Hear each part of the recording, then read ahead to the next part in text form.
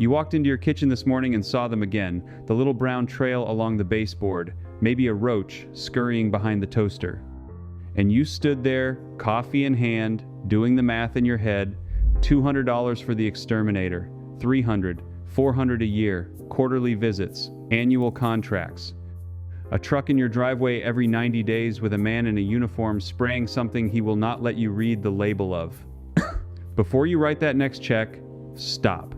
Put the phone down.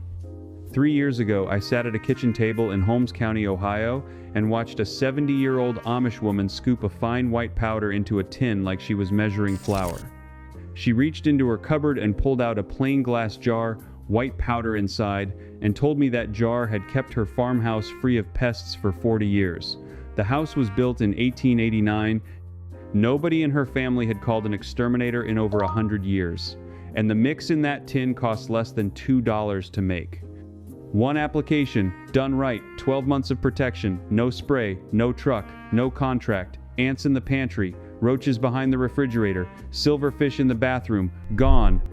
If your home was built before 1980, this works better in your house than in any new build on the market. I will show you exactly why in a few minutes. This is not folklore. The active ingredient was used in American homes as early as 1860, sold in every general store in the country, and the refinement that makes it last for months instead of days comes from page 47 of a German-language household manual printed in 1908 called the Hausfreund. Almost no one alive today in this country has read it. I have. And by the end of this video, so will you. Let me back up and tell you how I got here, because I think you deserve to know I was the same kind of skeptic you probably are right now. I spent 32 years as a homeowner doing exactly what the television told me to do. Every spring, the same routine. Call the pest company, sign the contract, watch the man in the polo shirt walk around my foundation with a wand, write the check, smile, thank him. And 6 weeks later, the ants would be back in the pantry, marching in a thin line across the counter to the dog's food bowl, and I would tell myself the spray must be wearing off, and I would call them again. I paid that bill for 3 decades without ever once asking what was actually in the can he was spraying. I never read the safety sheet they left on the counter. I never asked why my dog would not walk on the lawn for 2 days after a treatment, or why the cat would sneeze for an afternoon. I just paid. It was easier to pay than to wonder. That is what they count on. They count on you being tired, being busy, being willing to write a check to make a small problem somebody else's responsibility. When I added it up one winter, sitting at the kitchen table with a shoebox full of receipts I had been throwing in a drawer for years, the number was somewhere north of $11,000. $11,000 to keep ants out of a kitchen and the occasional roach out of a basement. I felt sick. I sat there with my coffee going cold, and I did the math twice because I did not believe it the first time. And right around that same winter, I had started spending weekends with an Amish family I had met through a furniture maker I knew. Their name was Yoder. The grandfather was named Eli, like me, which is how we got to talking that first afternoon. 2 old men named Eli at the same table. Their farmhouse was built in 1889. They had raised 7 children in it, and the children had raised children, and in over 130 years, nobody in that family had ever called an exterminator. Not once. Not $1 to a pest control company in more than a century. I asked Eli straight out, how is that possible? Your house is older than mine by 60 years. You have a barn 50 feet from your back door. You have horses, chickens, a root cellar, a smokehouse, and a pantry that stands open to the kitchen air all year round. By every single rule I had been taught about how pests work, that house should have been crawling with them. And it was spotless. There were no traps in the corners, no glue boards under the sink, no little plastic bait stations tucked behind the refrigerator. I looked. I actually got down and checked because I did not believe a house like that could be clean without something hidden somewhere. There was nothing. He laughed at me, the patient kind of laugh of a man who has watched English visitors be amazed by simple things his whole life, and he walked me over to a cupboard in the mudroom, and he pulled out that glass jar with the screw lid. Inside was a fine white powder mixed with something that looked like cornmeal and a few flecks of dried green herb. He said the recipe came from his grandmother, who got it from her grandmother, who used it in a Pennsylvania farmhouse before the Civil War. That jar, he told me, costs about $2 to fill. He refills it once a year, every fall, and that is the entire reason his family has never paid a pest control company in 130 years. I want to tell you exactly what is in that jar, and I will. But I need you to understand something first, because if I just hand you the recipe without the why, you will mix it up wrong, apply it in the wrong places, and decide it does not work. The reason this mix has been forgotten is not because it stopped working. It is because something replaced it that could be patented, bottled, branded, and sold to you on a recurring schedule. You cannot patent a kitchen ingredient. You cannot bottle something that costs pennies a pound at the feed store. So the industry did what industries do. They built a synthetic version, gave it a brand name, and let the original quietly disappear from store shelves and from memory. The base of the Amish mix is boric acid. Plain, white, mineral boric acid. The kind that was sold in every American general store from the 1860s through about 1955 as an ordinary household staple. Sitting on the shelf right next to the baking soda and the washing powder, it cost pennies. Pioneers carried it west in their wagons. Your great-grandmother almost certainly had a tin of it in her pantry, and she used it for everything from cleaning to pest control without thinking twice. By weight, it is one of the most effective insecticides ever discovered, and the reason it works is beautiful in its simplicity. It works through two mechanisms at the same time. First, when an insect walks across the fine powder, the microscopic crystals abrade and scratch the waxy coating on the outside of its exoskeleton, the same waxy layer that seals moisture inside the bug's body. Once that coating is scratched, the insect begins to lose water and starts to dehydrate within hours, the same way you would dry out in a desert. Second, insects are compulsively clean. They groom themselves constantly, running their legs and antennae through their mouth parts, and in doing so they swallow the powder, and the boron compound goes to work destroying their digestive system from the inside. Dehydration from the outside, poisoning from the inside at the same time.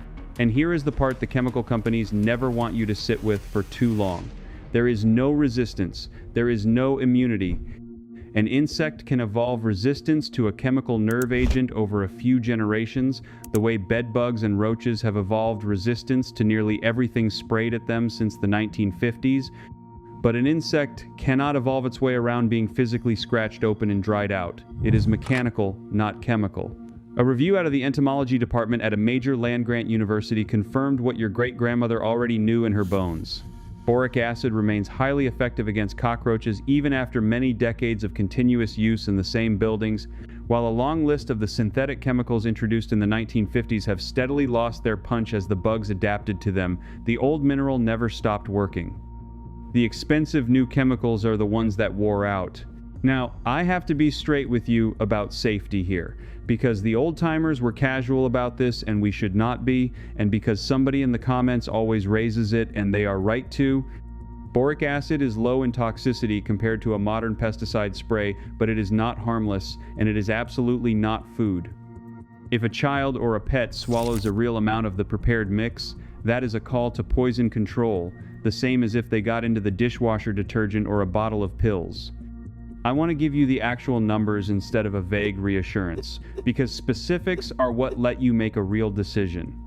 The lethal dose for an adult is measured in tablespoons of pure powder swallowed directly, all at once, which means trace contact, a dusting behind an appliance, is not the danger. But a curious toddler with a spoon in an open bowl is a different story, and so is a dog that decides to lick up a pile of something sweet, so I do not want you getting casual and leaving this out in the open. The Amish answer to this was simple and I think brilliant, and it is the same answer I am going to give you. You never leave this mix sitting out where anyone can get at it. You seal it into small folded paper packets, the way they folded squares of newsprint with the corners pinched to the center, and you tuck those packets into places a child cannot reach and a dog cannot nose into. Behind the appliance, under the lip of the cabinet, inside the wall cavity behind an outlet, the insects chew right through the paper and get to the bait. Your family never sees it. It is a closed delivery system, and it has been used safely in farmhouses full of children and dogs and barn cats for well over a century, precisely because placement, not poison, is the whole game. Keep that one rule and you have nothing to worry about. Now here is where the Amish refinement comes in, because boric acid by itself is just powder. Bugs do not seek out powder, they walk through it by accident. To turn it into a year-long solution, you have to give them a reason to seek it out, eat it, and carry it back to the colony or nest, where it will kill everything they live with. The Yoder family mix uses 3 parts, boric acid to 1 part fine sugar and 1 part cornmeal. The sugar is the bait. Ants, roaches, silverfish, earwigs cannot resist refined sugar. The cornmeal is the carrier that the bugs physically pick up and haul back to the nest, and which they cannot properly digest. Combined with the boric acid, it becomes a delivery system that wipes out entire colonies, not just the scouts you see on your counter. Total cost to mix a pound of this at the grocery store today is under $2. That is enough to treat a 3-bedroom house for a full year. And if you cannot find pure boric acid, 20 Mule Team Borax from the laundry aisle is the same family of mineral and works at slightly reduced strength, so use about half again as much. If you only have granulated sugar, grind it in a coffee grinder for 30 seconds and it behaves like the powdered kind. The Amish swapped these same substitutes during the sugar rationing of the Second World War, and the mix still worked. But the mix is only half the answer. Where you put it and how you put it is what separates the people who say this does not work from the people whose pest problems disappear overnight. This is the part almost nobody explains correctly. So pay close attention to what comes next, because this placement strategy came from watching 3 different Amish grandmothers in 3 different states do the exact same thing, and I realized they had all been taught the same hidden geography of a house. Most people who try boric acid hear about it, buy a box, and dump a pile of it under the kitchen sink. Then they wait, nothing happens. The ants keep coming. They throw the box away and call the exterminator. They blame the powder. The powder was never the problem. The problem is that they placed it where bugs do not travel. Bugs do not walk through the middle of a room. They do not stroll across your floor in plain view. Insects move along edges, corners, and cracks, and they prefer to keep their bodies in contact with 2 surfaces at once, like the seam where a baseboard meets a floor. If you watch a roach in slow motion, it never runs through open space if it can help it. It hugs the wall. It tucks into the corner where the cabinet meets the tile. Once you understand that, you stop wasting your powder. The Amish placement method has 6 points, and I want you to write these down or come back to this part of the video, because following them exactly is the difference between a house that stays clean for a year and a house that is back to square one in 3 weeks. Point 1 is the gap between the back of the refrigerator and the wall, that dark, warm, slightly humid corridor behind your fridge where the motor runs and the coils throw off heat is highway 1 for every crawling pest in your kitchen. It is sheltered, it is warm, and it is never disturbed. A teaspoon of the mix dusted lightly along the wall behind the fridge will be crossed by every ant and roach that uses that route, which is all of them. Point 2 is the cabinet toe kick, the hollow recessed space underneath your lower cabinets where your toes go when you stand at the counter. Most homeowners do not even know that space is hollow. The bugs know. It is one of the most heavily traveled pest highways in any American home, a dark sealed tunnel running the entire length of your kitchen. Slide the mix back into that void with a thin spoon, or pull off the toe kick panel if it comes off, and dust the whole run of it. Point 3 sounds completely backward when you first hear it. It is the top edge of your upper cabinets, up near the ceiling. Why would you put bug powder up high? Because roaches, contrary to everything most people assume, prefer high warm places when they are resting, and they climb to the tops of cabinets at night to do it. Dust the tops of your upper cabinets, the part you cannot see without a step stool, and you intercept them in their resting place, not just on the floor where you see them. Point 4 is the gap underneath the dishwasher and the stove. These appliances sit in warm, often slightly damp recesses that are perfect harborage. Pull them out an inch if you can and dust the wall and floor behind them. Point 5 is the inside corners of any closet that shares a wall with the kitchen or the bathroom, especially a closet with a wood floor or a carpet edge, because pests travel along the shared plumbing and wiring runs between those rooms. And point 6, the most overlooked of all, is the area under the bathroom sink, where the pipes come through the wall, along with every other pipe penetration in your house. That little ragged hole in the drywall where the water line or the drain enters, the one the plumber never sealed, is the front door for 9 out of 10 pest invasions. Dust around every one of them. The bugs are using those holes like you use your own front door, and almost nobody ever thinks to close them. Now, if you already own a house and you think this only applies to new construction, stay with me, because this next part is specifically for you, and it is the section I most wish someone had explained to me 20 years ago. The mix and the placement work in any house at any age, but if your home was built before 1980, you have a hidden advantage you do not even know about, and one specific vulnerability you should address this weekend. The advantage is this. Houses built before 1980 were almost universally constructed with real wood baseboards, plaster or thick drywall, and what builders called natural cavities, the open spaces inside walls between floor joists and around old pipes that modern construction tries to seal up tight with foam. Those cavities are exactly where pests build their long-term nests. In a brand new home with spray foam everywhere, the bugs have nowhere to hide and breed, but you also have nowhere to reach them. In an older home, you can take the cover off a wall outlet, dust a 1/4 teaspoon of the mix into the cavity behind the box, and screw the cover back on. That single placement, repeated at every outlet on an exterior wall, treats the entire wall cavity for a full year.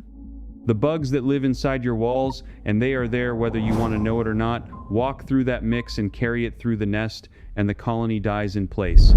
Take a screwdriver, turn off the breaker for the room you are treating, because you are not an electrician and there is no reason to take a risk near live wiring. Unscrew the outlet cover. You will see a 1/2 inch of dark space around the electrical box. Use a small spoon or a squeeze bottle to puff a little of the mix into that gap. Replace the cover. Turn the breaker back on.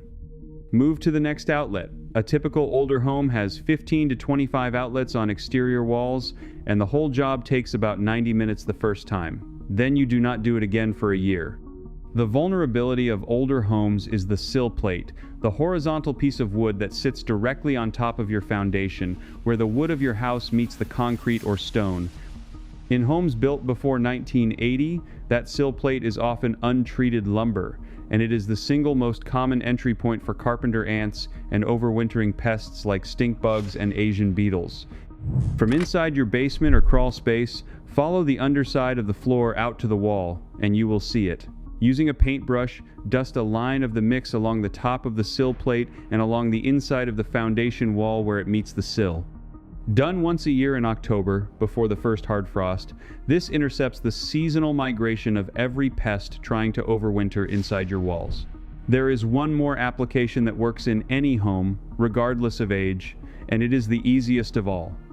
Take a small handful of the mix and tuck it into a folded coffee filter or a cut piece of pantyhose tied off with a twist tie. That is what the Amish call a bait pillow.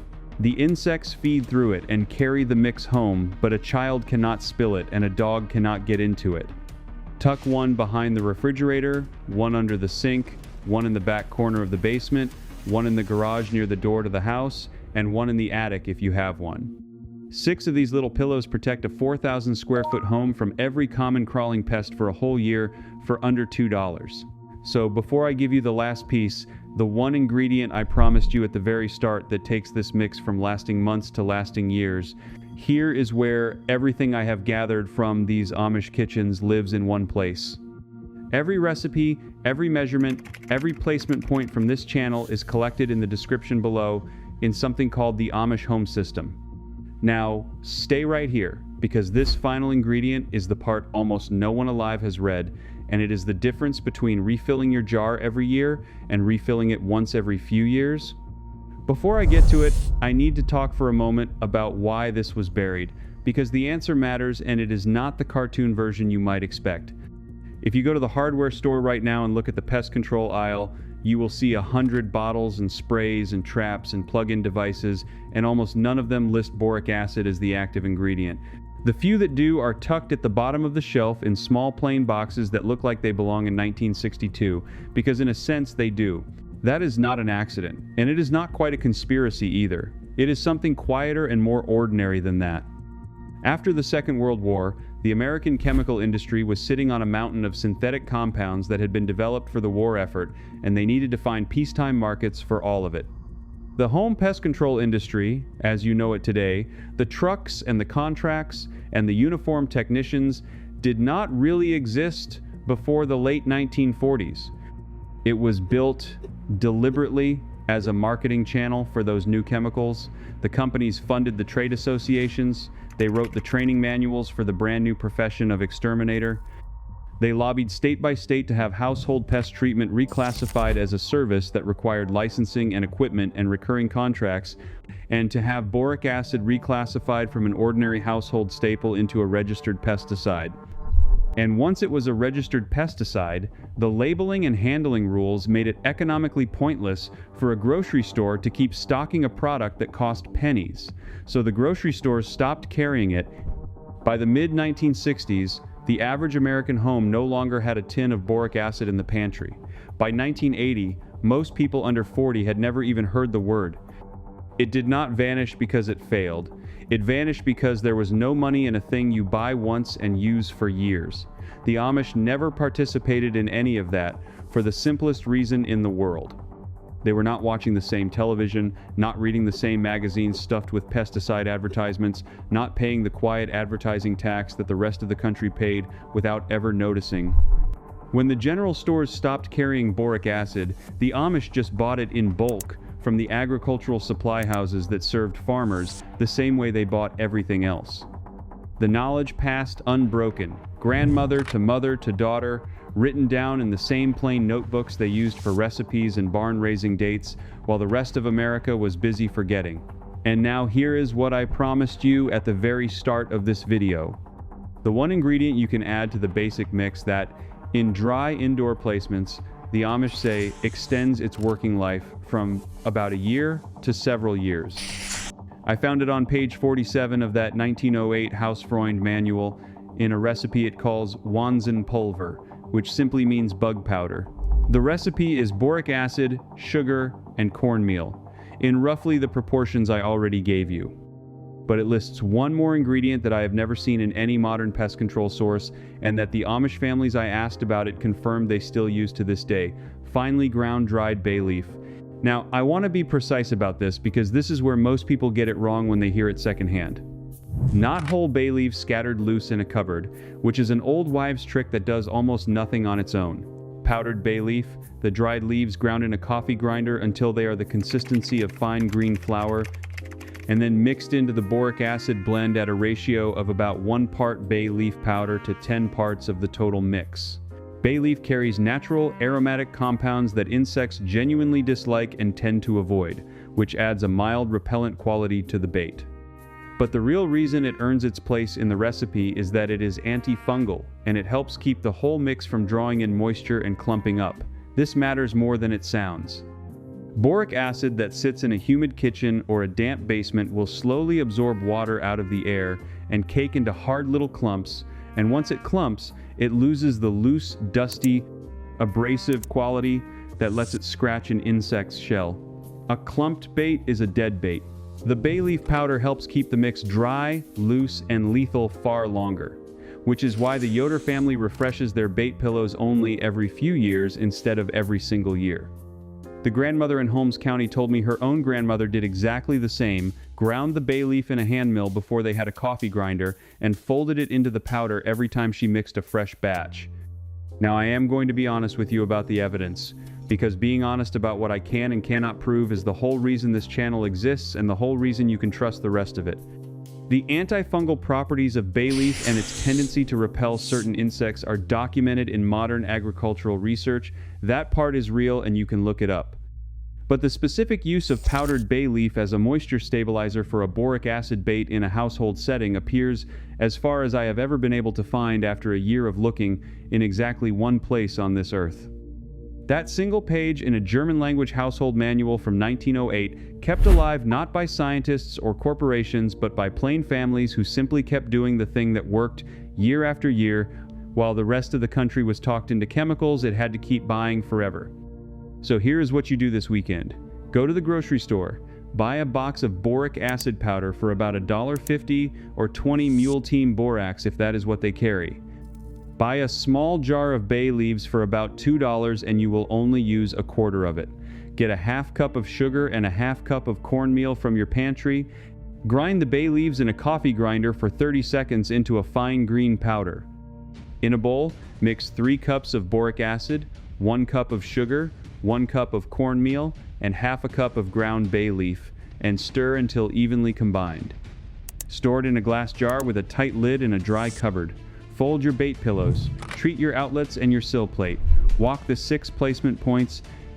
The whole project costs under $2 in materials you do not already own, takes about 2 hours of your Saturday, and means you never have to call a pest control company again. I want you to think about something for a moment.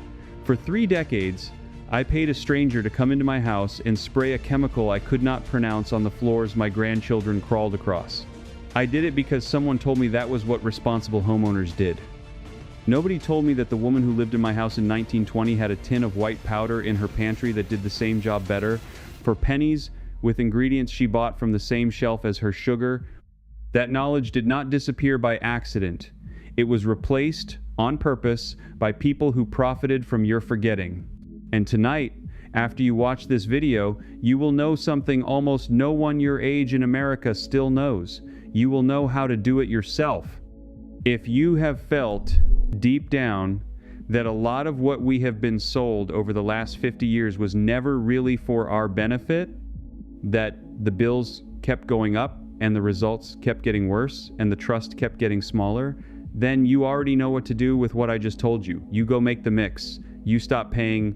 You take back the small piece of your home that was always supposed to be yours. Tell me one thing in the comments. What is the pest you have been fighting the longest, and how much money have you spent on it over the years? I read every comment on this channel. Ants in the pantry, roaches in the basement, silverfish in the bathroom, or something else. Be specific about the years and the dollars, because when you see the number written out, you understand what was actually taken from you. And subscribe if this gave you something real, because the next video is about something the Amish do with their wood stoves that eliminates the need for the electric humidifiers most American homes run all winter, and the document behind it goes back to an 1873 journal entry. We are putting the pieces back together, one buried document and one Amish kitchen at a time. Make the mix this weekend, treat your house, and the next time the truck pulls into your driveway with a man in a polo shirt holding a clipboard, you smile, you wave, and you tell him you found something better, something your great-grandmother used, something that costs $2 and lasts a year, something they never wanted you to remember. I will see you in the next one.